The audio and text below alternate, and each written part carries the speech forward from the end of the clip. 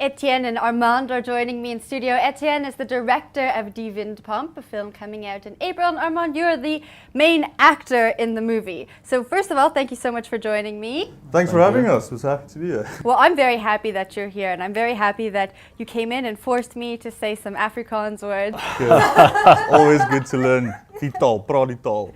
I don't know what's going on That's anymore. all right. Don't worry about it. It's okay. Okay, great. So, Die Windpomp is a film that you wrote and directed. And it started off as a short film that was submitted as the country submission to the Oscars in 2011. Why don't you tell me how this all came about and how we went from 2011 to here? It was actually quite a ride, and it's sort of weird to think that so much time has passed since.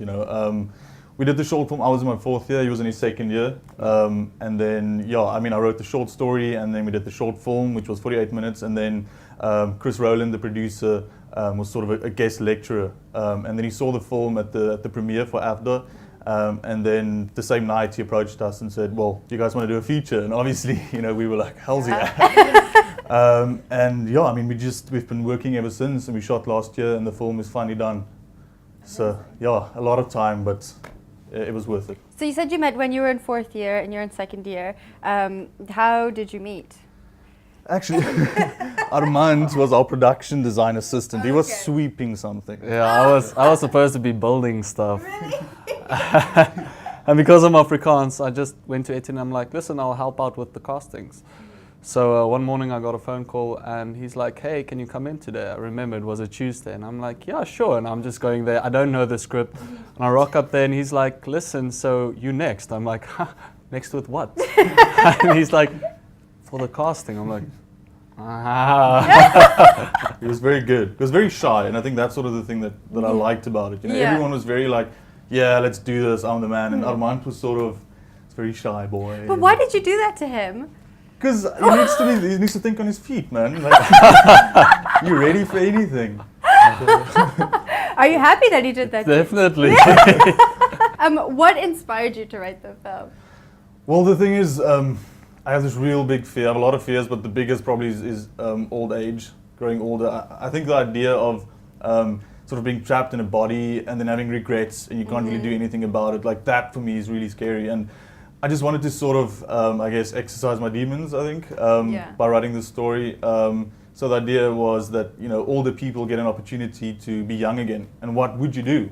How would you do things differently? And I think the most important part of that is how would love work? How would a relationship work in that kind of a scenario? And that's really how it started. It was really a novel that I wrote first, still in my flat. No one has ever seen it, but it came from that really, and then I just built from there. What would you do if you had the opportunity to be young again? I mean, you're still young, but if you had to redo something, what would you do? I would not take biology or science or accounting in high school. Kids should definitely do that. It's very good. But I think for me, it's just that thing, in high school you're sort of expected to do a lot of stuff, and I think it would have been cool to already be doing then what I'm doing now. But otherwise, no regrets. Armand, if you had to go back and change something from your life, what would it be?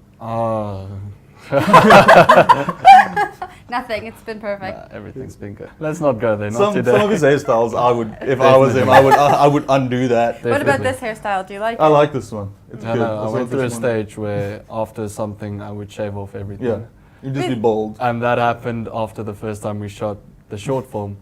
And then Etienne came up to me, he's like, listen, we have a continuity shot we need to take. I'm like, took off my little hat. I'm like, not gonna happen.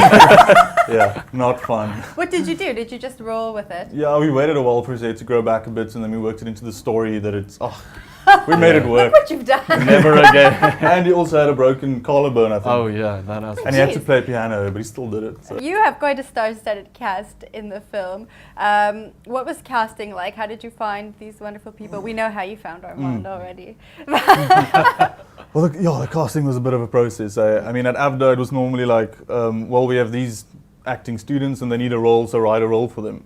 So this time we actually got to sort of pick and choose who we wanted and then dream and hope that they'll accept the role, and we got the cast we want today. The big one was for Liandi, the love interest, Liandi Durant.